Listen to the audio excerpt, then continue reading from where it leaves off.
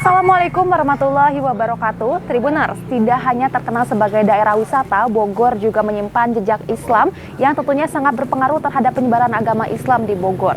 Jejak Islam tersebut berupa bangunan-bangunan bersejarah dan juga kegiatan keagamaan yang masih ada sampai saat ini. Kali ini, Jejak Islam bersama saya Geok Mengwan akan melihat langsung jejak penyebaran agama Islam dari Tubagus Mustafa Bakri di Masjid Al-Mustafa.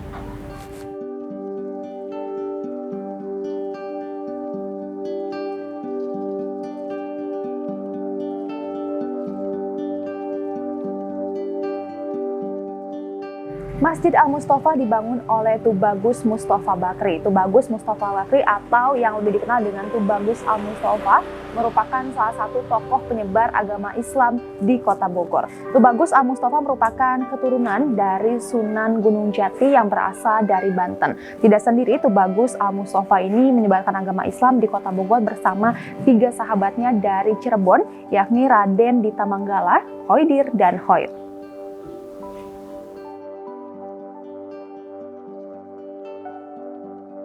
Assalamualaikum Pak Kusnadi. Salam. Nah, Tribuners, jadi Pak Kusnadi ini merupakan Ketua DKM Masjid Al-Mustafa. Pak Kusnadi, sebenarnya siapa sih Pak sosok dari Tubagus Mustafa Bakri ini? Ya, terima kasih atas kehadiran dari Tribuners Bogor. Perlu dijelaskan di sini bahwa masjid ini didirikan oleh 2 sosok ulama besar yang mana tadi disebut, yaitu Mbah Haji Mustafa Al-Bakri ini adalah salah satu ulama besar di Banten, kemudian dia hijrah ke Bogor. Hijrah ke Bogor di sini yang langsung mendirikan kampung dulu, setelah mendirikan kampung baru mendirikan masjid ini. Oke. Pak Kusnadi, awal mula penyebaran agama Islam yang dilakukan Mustafa Bakri ini bagaimana Pak? Ya, beliau bersama rekan-rekannya juga, kemudian bersama santrinya juga bermukim di sini. Kemudian yang tadi sudah dibilang membuat kampung dan mendirikan masjid. Kebetulan di sini ditemanin bersama Mbah Raden Dita Manggala Cirebon. Yang mana Mbah Raden Dita Manggala juga adalah salah satu ulama dari Cirebon yang kemudian sepakat untuk membangun masjid ini. Selain Raden Dita Manggala juga ada sahabat-sahabat dari Tubagus Mustafa lainnya ya Pak, kayak Khoidir dan Khoir. Itu bagaimana Pak? Siapa sosok mereka ini? Ya, mereka adalah salah satu kawan-kawan yang sama-sama seperjuangan untuk melaksanakan kegiatan yang mana akan mendirikan masjid ini.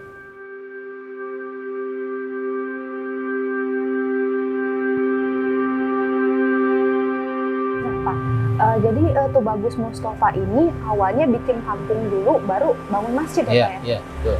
Jadi dulu nama kampungnya apa Pak dari awal? Nama kampungnya Kampung Baru sebelum nama Bantar Jati Kaum. Nah itu berubahnya tahun berapa Pak, tahu nggak Pak? Kalau masalah berubahnya tahun berapa saya kurang begitu tahu. Cuma kayaknya nggak begitu lama sekali, kesininya aja pas ada kelurahan Bantar Jati gitu. Jadi awalnya Kampung Baru. Kampung Baru. Nah, untuk bangun masjidnya sendiri Pak, itu di tahun berapa Pak? Kalau Masjid Al-Mustafa ini berawal nama Al-Mustafa dari pendirinya ya, Eyang Haji Mustafa Al-Bakri. Nah, kemudian didirikannya ini menurut informasi sesepuh bahwa didirikan tanggal 2 Ramadan tahun 728. Kemudian Masehinya kurang lebih tanggal 8 Februari tahun 1307 Masehi.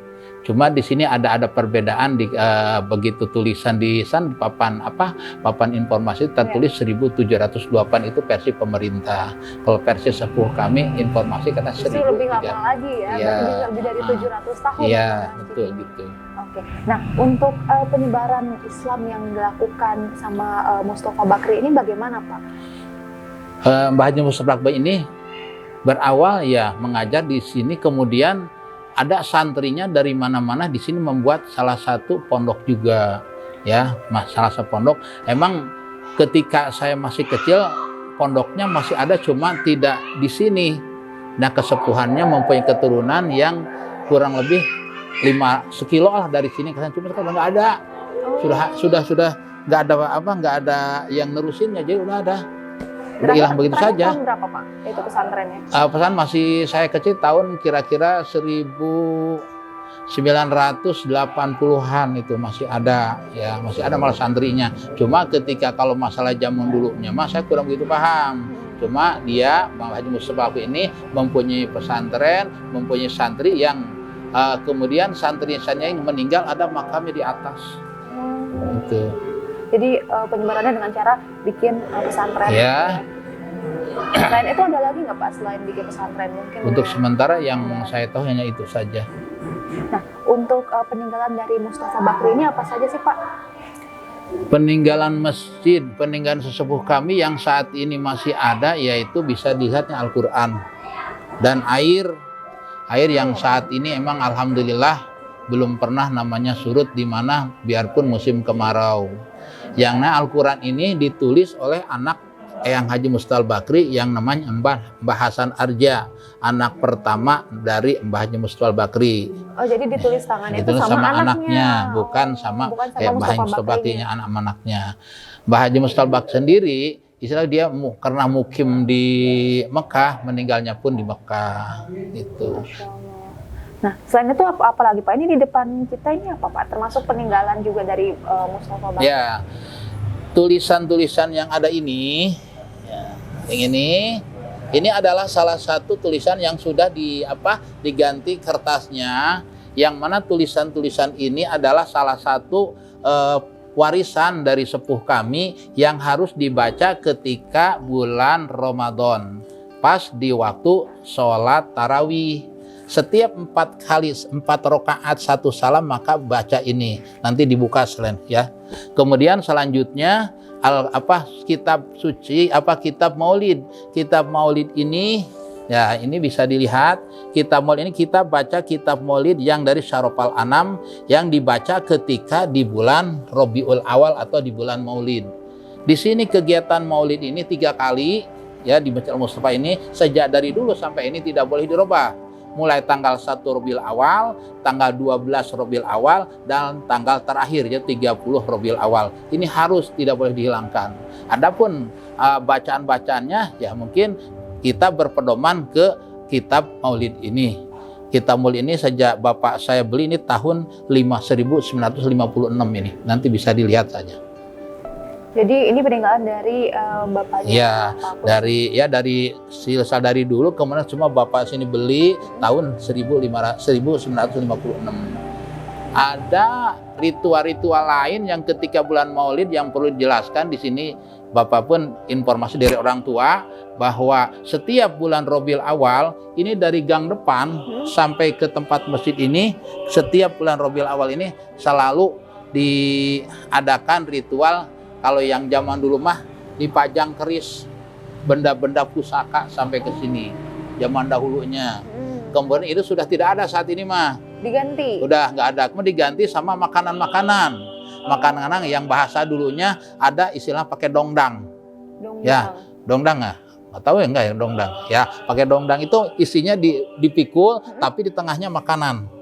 Dibuka di sana dari mulai gang masjid sampai sini. Sekarang sudah tidak ada. Saat ini sekarang mungkin yang ada di kala bulan Maulid tiba, maka warga sekitar sini membuat masakan pas tanggal 12 awalnya, kemudian dihadiahkan, disajikan untuk warga di sini yang sedang mengikuti acara Maulid. Masya Allah. Nah Pak, kalau dulu ini ditulis tangan atau emang gimana Pak? Ada lembaran sebelum jadi bentuk print kayak gini? Sebelumnya emang ada tulisan, tapi pas tulisan saat ini ya, tulisannya bukan tulisan zaman dulu. Bapak pas tahunya ini, pas tulisan sudah ada tulisan guru bapak, ustadz bapak menyalin dari sepuh lama, kemudian disalin sama beliau. Setelah disalin sama beliau, maka ke pengurusan yang baru ditulis seperti ini jadinya. Ya udah tiga kali berarti ini ada, tapi tetap tidak merubah atau mengurangi atau melebihi dari bacaan-bacaan tersebut. Kalau Ramadan kegiatan mah tradisi kayaknya nggak ada, cuma kegiatan-kegiatan yang pas pengurus yang baru ini kami salah satunya diantaranya mengadakan pesantren kilat yang dilaksanakan oleh remaja masjid. ya. Kemudian ada serah terima atau menyalurkan dan menerima zakat fitrah yang tadinya memang tidak ada. Ya, terus kegiatan apa lagi? Itikaf 10 hari terakhir. Di sini ada. Berarti ini tuh termasuk amalan-amalan peninggalan ya Pak ya, dari beliau, dari Tubagus Mustafa ini. Nah, untuk Al-Quran yang ditulis tangan ini pengaruh dalam penyebaran agama Islamnya itu gimana Pak? Mungkin jadi bacaan umat muslim pada saat itu atau gimana Pak? Ini salah satunya jadi ini juga jadi pemicu juga untuk membaca Al-Quran. Ternyata dari dulu sudah ada tulisan yang seperti ini yang sampai saat ini mungkin Al-Quran tulisan tangan seperti biasa. Ini subhanallah, sesepuh kami sampai istilahnya membuat tulisan Al-Quran sampai sedemikian rupa, tidak sampai ada garisnya dulu. Ini langsung tulisannya, tidak pakai garis supaya lurus, nggak ada. Ya, ini keunikannya, sampai rapi seperti ini. Itulah keunikannya, kebagusannya yang jadi sorotan dari pihak-pihak luar pengen mengetahui lebih jauh tentang Al-Quran ini. Tapi Pak, tahu nggak Pak, ini berapa lama dibuatnya Pak, ditulis tangannya? Kalau untuk informasi itu kurang begitu mengetahui, ya. Oke. Nah, ya Pak, untuk keturunan dari beliau, dari Tubagus Mustafa ini sampai sekarang masih ada Pak di kampung ini? Nah, alhamdulillah dari tadinya dan Mbah Haji Mustafa Al-Bakri, Mbah Renita Manggala itu menjalin silaturahmi menikahkan kedua anaknya. Dari Mbah Haji Mustafa Al-Bakri dari mempelai pria, dari Mbah Renita Manggala dari mempelai wanita. Yang menikahkan keduanya sampai turun-temurun sampailah kepada kami sendiri. Di sini kami merupakan keturunan ke-6. Keturunan ke-6. Ya. Jadi masih ada ya sampai sekarang Ya. ada keturunan beliau ini.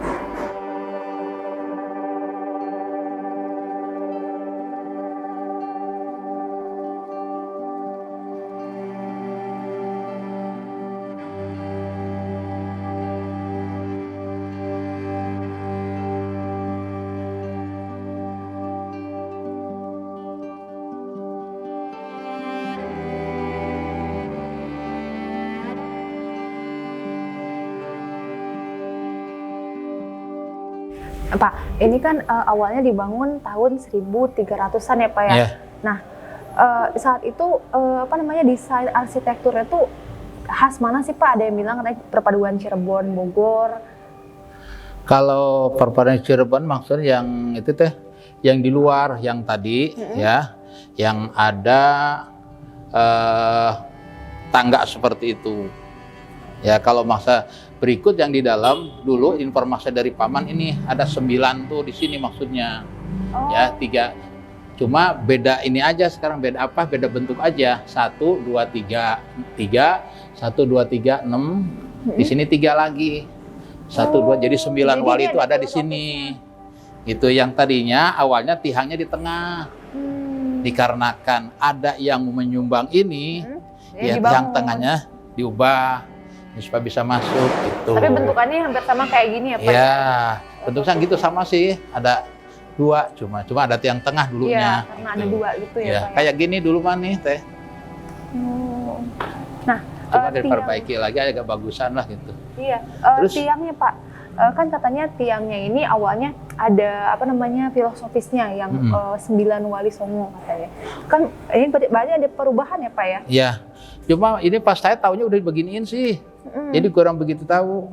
Ya, kurang begitu ada goresan-goresan di sini. Mungkin ini ada 3-3, padahal kalau ini karena kalau 3-3 kita 12. Saya kurang begitu tahu. Jadi mungkin kalau setahu saya di sini yang 3 tihang ini. Tadinya 3 tihang. Tihang 3 3 3. Gitu, bukan bagian sininya. Gitu. Kalau tiang 4 ya 12, nggak nyambung kayaknya. Tapi nggak ada ya Pak fotonya mungkin Pak? Udah nggak ada. Nah itulah kelemahan kami, tidak tahu mau dijadikan apa ya saran informasi, tidak tahu. Sampai bedug aja sampai direncah waktu itu. Oh. Iya bedug, waktu Bapak ngalamin bedug ketika usia masih SD, udah direncah bedugnya. Padahal nggak kepeluk gede bedugnya. Oh, itu kenapa Pak? Emang karena udah lapuk atau bagaimana Pak? Sebut lapuk juga belum ya, nggak tahu pokoknya. Kalau nggak paham gitu. Zaman dulu kan belum ada minyak apa, jadi kan dibagiin kayu bakar itu. Nah, sampai sekarang sayang sekali. Iya, sampai sekarang udah berapa kali renovasi Pak ini Pak? Kalau Bapak ini bagian kepengurusan Bapak berarti satu ini. Kemudian yang sebelum Bapak pengurus paman tempat wudhu. Ini pengurus Bapak, orang tua Bapak berarti 3 kali. Tiga kali ya. Tapi awalnya emang udah pakai bata gini atau gimana Pak, kayu? Kalau awalnya informasi ini dari kayu. Tadinya informasi Bapak mah dari orang tua, kayu terus dirubah jadi beton. Kemudian informasi berikutnya, kalau ini kita nggak ngerubah kepengurusan kita yang baru, tidak merubah, tetap ini seperti ini dindingnya, cuma yang tadinya berornamenkan batu kali. Oh, sekarang jadi diganti. Iya, sekarang hanya dilapisi aja pakai granit seperti ini. Ya, tetap ornamen dalamnya kita tidak robah. Kenapa harus pakai kerawangan? Karena yang pertama bentuk kayunya ini udah mulai rapuh. Iya, karena dari kayu ya Pak. Jadi diganti dengan ke zaman sekarang jadi pakai kerawangan. Itu aja. Ini tidak ada perubahan sih, kita nggak mau merubah ini juga. Tapi kalau lihat dari foto awalnya ini jendela ya Pak ya? Ya ini jendela yang tadi dibilang karena dari kayu udah mulai keropos kayunya itu. Selain yang disebutin tadi, apalagi Pak perubahan-perubahan di masjid ini? Mungkin dari tingginya atau gimana? Kalau dari tinggi sama, cuma ini dari tadinya pintu di sini, sekarang pindahkan ke sana. Tadinya pintu di sini. Oh. Pintu turun naik, sarang keluar di sini, tidak di sana. Kenapa dipindahin ke sana? Ketika pintu di sini, begitu kepengurusan baru ini banyak jemaah sampai sholat maghrib ke belakang.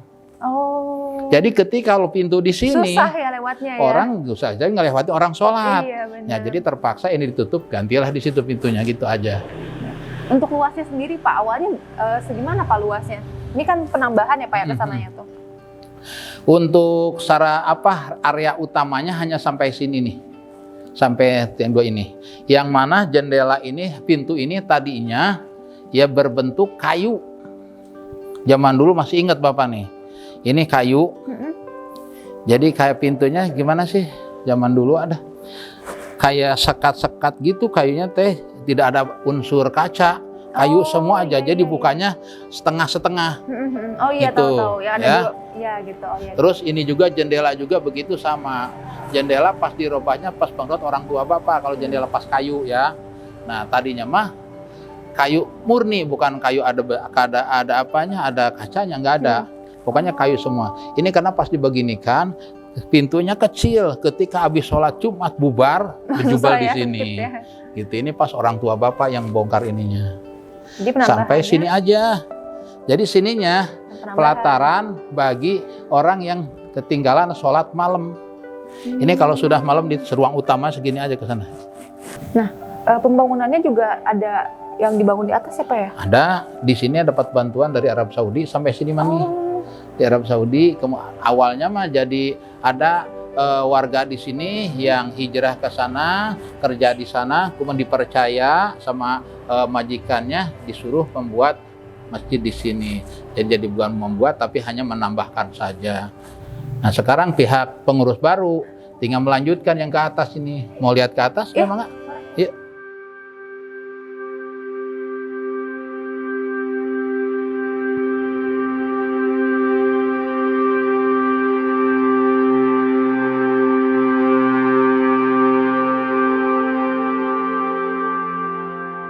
Pak, ini termasuk alirannya ya Pak ya, dari si mata air yang Bapak sebutin tadi? Iya. Jernih ya, bening. Bening ini, yang tadi aja lihat tuh yang di itu. Iya. Yang di gelas tadi. Karena bisa langsung diminum. Langsung bisa diminum ini. Itu udah ada penelitiannya Pak, bisa langsung diminum gitu? Penelitian pernah dari IPB. Oh. Dari IPB pernah tahun berapa waktu? Tahun sebelum 2020 lah. Pernah ada yang ke sini, kemudian dari Aqua juga ke sini, malah lebih bagus dari air Aqua. Airnya nih, kadarnya. Jadi tempat wudhu juga pakai ini pastinya. Tempat wudhu kan, sama pakai ini. Cuma ini mah karena belum dibersihkan lagi aja ada lumut-lumutnya. Kalau di tempat wudhu insya Allah emang sama juga bisa diminum ini juga. Dibangun di sini biar warga juga bisa ambil dengan bebas ya Pak ya? Ya, di samping ini ada tempatnya warga di sana tuh. Khusus jadi ini itu mah air untuk selain misalkan warga dari sana atau dari sini kalau ketika musim hujan bisa nyuci dulu di sini, nggak langsung ke situ gitu. Intinya mah seperti itu. Jadi selain ini ada tempat lain buat Ya, warga nanti ngambil bisa dilihat, air. diperlihatkan di sana nanti. Enggak. Ini tidak pernah surut sampai terus aja ini. Yang tadinya disimpan di situ, tadinya mah awalnya. Nggak pernah surut Pak, walaupun Enggak musim pernah. kemarau. Saya sampai dari kecil sampai saat ini, dari usia sampai mau 50, lebih dari 50 ini udah terus aja. Pernah berapa tahun tuh sampai kemarau. Alhamdulillah, tidak pernah berhenti. Dan airnya selalu bening ya Pak ya? Ya, tapi tergantung sih kalau lagi dulu waktu belum disaring, itu airnya agak keruh kalau masih hujan. Kalau masih hujan. Ya, ketika sekarang udah dapat penyaringan ya seperti itu aja terus. Itu.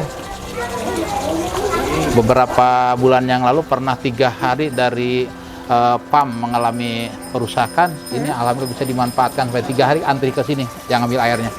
Karena nggak semua warga pakai air ini ya Pak ya? Apa? Supaya antri aja ngambil air pada ke sini. Sama, Bapak juga ikut antri.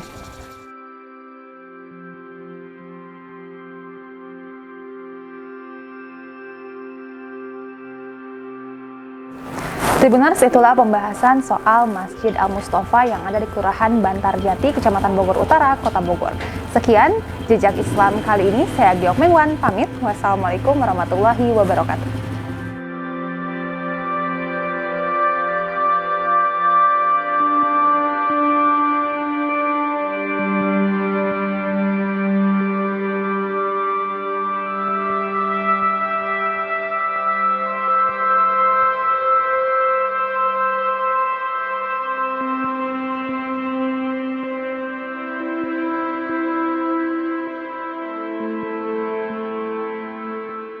Terima kasih sudah nonton. Jangan lupa like, subscribe, dan share ya.